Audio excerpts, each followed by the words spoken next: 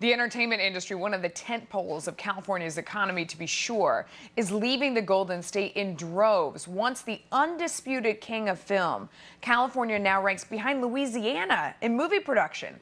Listen to this stat, just 2 of the top 25 box office draws was filmed in California last year, just 2. The migration away from Hollywood is having a serious impact on the thousands of industry workers who've been left without jobs. Joining me now is one such worker, visual effects technician Tom Capizzi, along with Deadline.com reporter Dominic Patton and Manny Lopez of the Mackinac Center for Public Policy. Thanks for all of you for joining us. I want to get right to it. Tom, let me ask you, you were one of hundreds that were laid off last year from Rhythm and Hughes Studio. It is an Oscar-winning visual effects studio. What has that meant to you? How hard has it been to find another job, and how are you surviving? Well, it's been quite a struggle. We got laid off on February 10th of 2013, and we have had, over the last year, hardly any opportunities to get back into the industry. The industries that are here, basically the biggest hires are DreamWorks and Disney, now that all of the visual effects are being done elsewhere. Some of the people have moved to Vancouver, some are in London, but yeah, California is just drying up, and a lot of people, really smart people, supervisors, are still looking for work after a whole year. Dominic, it seems like a problem that's only going to get worse. I don't know if you heard the governor we had on before the break. Other states like Georgia and Louisiana are doing everything they can to steal this business, and they're doing it successfully. Yes, you know, California introduced a film and TV tax incentive back in 2009 so it could begin to compete against states like Louisiana and Georgia and New York State, as well as Canada and the UK. But that tax incentive in California is only $100 million. It's given out in a lottery. And most importantly, it does not include films that have budgets over $75 million, i.e. the blockbusters, or network television shows. So that means as the home of Hollywood is turning into a production ghost town, the big trickle-down movies, the movies that really create middle-class jobs, they're gone. Wow.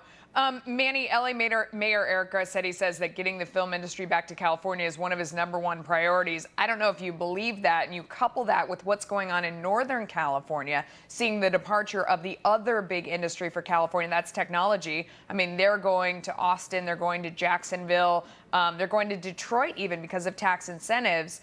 Do you believe the mayor of LA, or do you think that California is in real trouble? I think California's in real trouble. I mean, there's no question that Hollywood is going to move to wherever they can get the best benefits. Michigan had an uncapped incentive program for a long time, and they came here.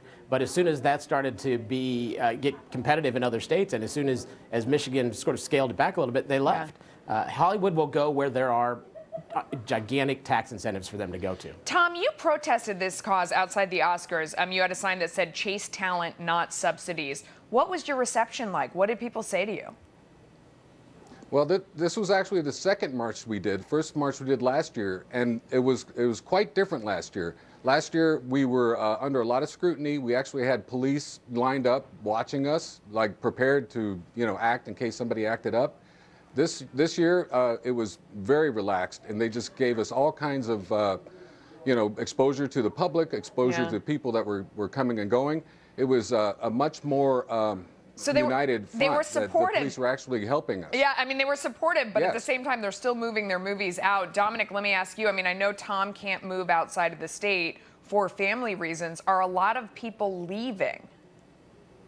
Well, that's exactly it, and I think what Tom said is very telling. In the past 12 months, you've seen a real shift here in California. People are realizing that one of their major industries is really leaving. You know, these are middle-class jobs. We're not talking about studio heads. Studios, as Manny said, they're going to go where the money is. That's their bottom line. And it should be. They're responsible to shareholders, and they're responsible to profit motives. But what we're seeing here is a shift. And you're seeing it happen politically, finally, in Sacramento. You mentioned about Mayor Garcetti, but up in Sacramento just a couple of weeks ago, we saw a new bill introduced to expand and reform California's film and TV tax incentive program. This could lead to the uncapping of the blockbusters, a huge deal, The return of the network shows a massive deal, and more importantly, more money in the pile. Okay. Are they going to go up to the 420 of New York? Probably not, but they're going to rise.